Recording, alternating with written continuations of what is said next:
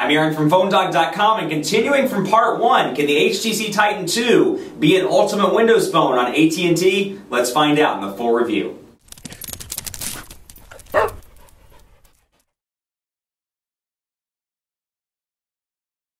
In part 2, let's talk a little bit more about personalization and also take a look at the camera and some speed test stuff. But before I jump into that, some love to Best Buy Mobile for hooking us up with phones like the Titan II for use in our One Paw Bandit giveaway game, which we give to you on the site. When you go into Best Buy Mobile, you won't deal with rebates, you'll deal with the after rebate price of devices like the HTC Titan II. You'll walk out the door paying $200, don't have to wait 8 to 10 weeks for any debit cards or messy paperwork at Best Buy Mobile. So into the Titan II now, let's go ahead and jump into bandwidth here and take a look at some of the speed test numbers. Yeah, that is okay, because this is running on AT&T's LTE, so it should be super fast. Theoretically, I've seen some speeds in between 6 to 10 megabits per second in the Charlotte metro area, but I haven't seen those crazy speeds that people are reporting in New York and people are reporting in some of these larger markets. So for whatever reason, it just... It's not getting that in the old Charlotte, North Carolina. So let's take a look here and begin the test. Still, 6 to 10 megabits per second, relatively reasonable, and you can see the download speed here. And granted, it's kind of rush hour, but that's LTE you're seeing right there on this device. 3.6 megabits per second, so it isn't the best in the world, at least in the Charlotte metro area. That said, obviously your market differs, so take it with a grain of salt. But you can see here, upload speed 1.5. Let's try another one just to make sure and get an idea here. Download speed 2, still kind of low. And so you're seeing, typical speeds, unfortunately, in the Charlotte metro area. Like I said, I've seen it as high as 10 megabits per second, depending on where I'm at in the city. And while we're talking about that, let's talk a little bit about call quality. I've been relatively pleased. The earpiece is super loud in this, and I love the way this device is shaped. It's got that signature HTC curve at the bottom, making it perfect for long phone calls, and it has held up pretty well in the reception department. I took it to an AT&T dead spot in South Charlotte and could hold the call. It was choppy to the point where I couldn't hear, but the reception is pretty decent on this device, and it does hang on to a signal pretty well. That said, battery life is just a little bit less than what you'll see from the Lumia 900 and some of these other new Android devices like the HTC One X. I was able to make it about 10 hours with moderate use before the device powered down. So LTE obviously takes its toll on this device, and it does have a little bit of a smaller battery than the Nokia Lumia 900, than the HTC One X, and some of the other high-end devices that are making their way into the marketplace. It has a 1,730 milliamp hour battery. So again, moderate to heavy use, downloading some apps, making phone calls, text messaging, and more. You're going to see most of the day, but you may have to plug it into a charger when you get home from work, or when you're after dinner or something like that, after you get done with your workout, whatever the case may be. So keep that in mind, buy a spare charger, and keep one in the car just for good measure. But you can see there, 4.2 megabits per second on the download, and then on the 4.2 on the upload, 5.71 on the download. So that's a little bit better for LTE. So back to personalization and back to Windows Phone itself. Let's jump into AT&T here so you can see the phone application. It brings you right to your history, and then you can come here and dial, and you got a nice large keypad, sort of an island keypad here, and you've got call and save down at the bottom. So once you call 611, for example, you can see what the interface looks like here. I can end it, I can go back to my keypad, and you can see those nice little transition effects as the keys kind of spin in and spin out. You've got your speaker, you have mute, and of course hold and add call as well. So all pretty self-explanatory there. And then while you're in the AT&T or the phone portion, it's important to note that the signal strength indicator does stay up top there, which is fine. But again, there are plenty of times where I'm in a data use situation where I'm uploading to Facebook or doing something like that. You get the idea, browsing the web.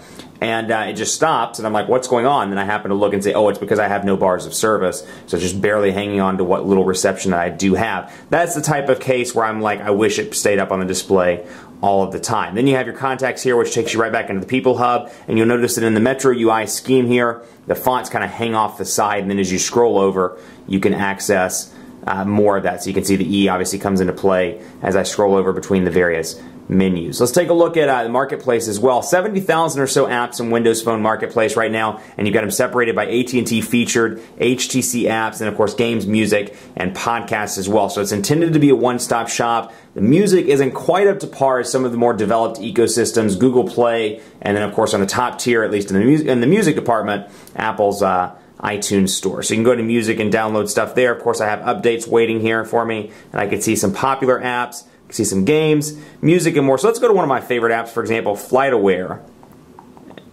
and we'll bring it up so you can see Flightaware there. You get a nice little image preview. You can see the star rating, you can see a description, and then you can scroll over. So it's kind of separated by screen here as opposed to some of the others. I can see the reviews, the screenshots, and then related, and then go back and I can install it and then allow. Once I go to install, it's going to download it. It's going to shift me out of the marketplace to download it. So again, kind of one of those limitations just like iOS where it's like, why don't you want to keep me in the App Store so I can keep downloading stuff? And then also something you'll notice, and I don't have the Lumia handy or else I'd show you on it. Once you get a certain number of apps, it automatically splits the apps into alphabetical order, which they're already in alphabetical order right now.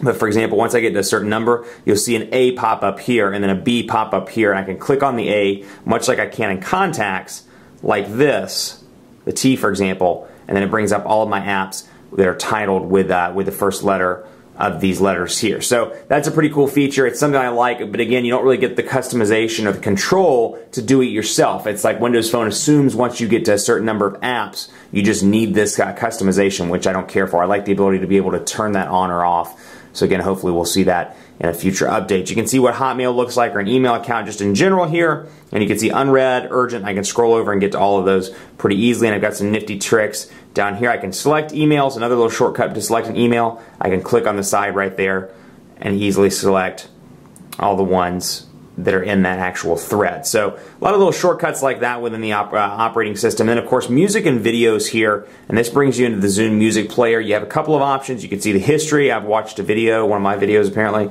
music, videos, podcast, radio, and marketplace. And then I can go over here and I can download the Zune Music Pass. Now if you followed my tweets with the Lumia 900 challenge, you know that I'm having some issues signing up for Zune Music Pass. Hopefully we can get those rectified soon, but you can jump in there. And then of course, once I go to music, let's see if there's actually anything on here. There's not at the moment, but you can scroll over by albums, songs, playlists, genres, and more. And then I can bring that over to what's called, I think it's called What's Playing Now or What's New Now or something. There's a separate screen that pops up once you get there, maybe new. And then of course you can put your personal favorite songs or playlists and more there and easily access those. And then you, of course, you can search the marketplace from Zune. Not the most intuitive, you know, and it's funny because Windows Phone 7 actually evolved off of the Zune platform, which surprises me to be kind of a media ecosystem at heart here, or at least you would think, considering it evolves off Zune.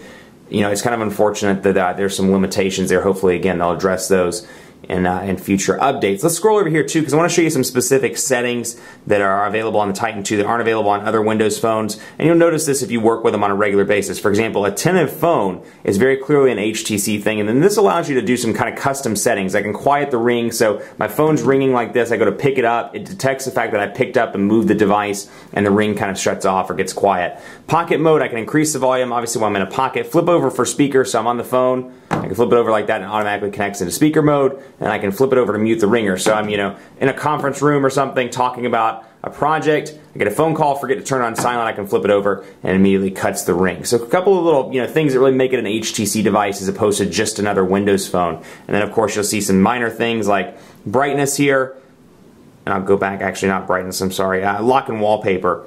This is a very much an HTC thing where you get the customization. You know, for example, the Lumia 900 I think only goes up to 10 minutes, whereas HTC allows you to never turn the display off if you don't want to. So that's kind of where you're seeing some manufacturers make their own customizations as opposed to some of the other devices out there where they're just really skinned and really customized, and you can immediately tell who the manufacturer is. Now, let's take a look at the camera. 16 megapixel camera on this bad boy, and this is undeniably the selling point of the HTC Titan 2. It's got the typical Windows Phone look and feel here with the ability to scroll back and forth through your pictures and then easily access the camera app. And then I can go over here and I can shift it over to front-facing camera and see that, and I can shift it over into video mode as well, and I have the option to zoom right here on the display. Now you do get a physical camera button, half press to focus, full press to take a picture, and of course I have my settings here where it shows me I'm in 16 megapixel resolution. I've got face detection and some scene modes and more. So let's just take a picture here as a sample, and I'm going to pop up some more on the screen just so you can see what they look like from outside. But of course we'll focus on Galaxy Note here, and you can see just in a quick test it is a really impressive picture. And it's really awesome. This is going to be a good device for those people that really rely on their cell phone for everything. They don't have a cheap point-and-shoot camera. They don't take their camera out with them. You're out with a crazy night. with friends, you're getting drunk, you're having a good time, you want something to take good pictures with and post to Facebook and embarrass your friends later, this is going to be the ultimate device with its 16 megapixel camera. I've been really impressed with the picture quality here, and as you can see, you look at the Bank of America Corporate Center, and then you look at some of the street signs I took pictures of and some of the flowers. It's a really impressive picture quality, and obviously that's going to be the winner here. So the HTC Titan 2, if you're willing to pay $200, you're going to get a great camera, you're going to get a bigger display, but if you're wanting something, just a good device, the Lumia 900 is a great device. It's available for $100, but the Titan 2 obviously wins in the camera department and in the slightly larger display. If that's worth $100 to you, it's going to be a good value proposition. That said, Windows Phone still has some limitations, and despite being, a couple of iterations in, there are still some things I'd like to see in future versions. It's growing though, and it's growing very fast, 70,000 plus apps. It continues to grow and excel and gain market share, and they're really listening to their consumers. So hopefully in the next 6 months or 12 months, we'll get some of these updates that we've talked about on video. Otherwise, I think this is a worthy device. It's a nice upgrade from the original Titan. It is worth the $199 given the 16 megapixel camera, and it's something you should consider if you're looking for a smartphone along with the iPhone 4S and some of the hot Android devices on AT&T. Much more coverage to come on PhoneDog.com with the Titan 2. We'll have a dogfight between this and the Lumia 900, so stay tuned for that. In the meantime, be sure to like us on Facebook, facebook.com/PhoneDog. Hit us up on Google Plus as well, gplus.to/PhoneDog, and vote in our rankings at PhoneDog.com/rankings. Last but not least, let me know what you think of this device. If you like this one better, you like the Lumia 900, you say forget these Windows phones, Android's where it's at, or iOS is where it's at, let me know on Twitter, PhoneDog_Aaron, and on Facebook at Facebook.com/PhoneDogAB. That's it for me. Are you going to remember the Titan? If this is any indicator, I think you will.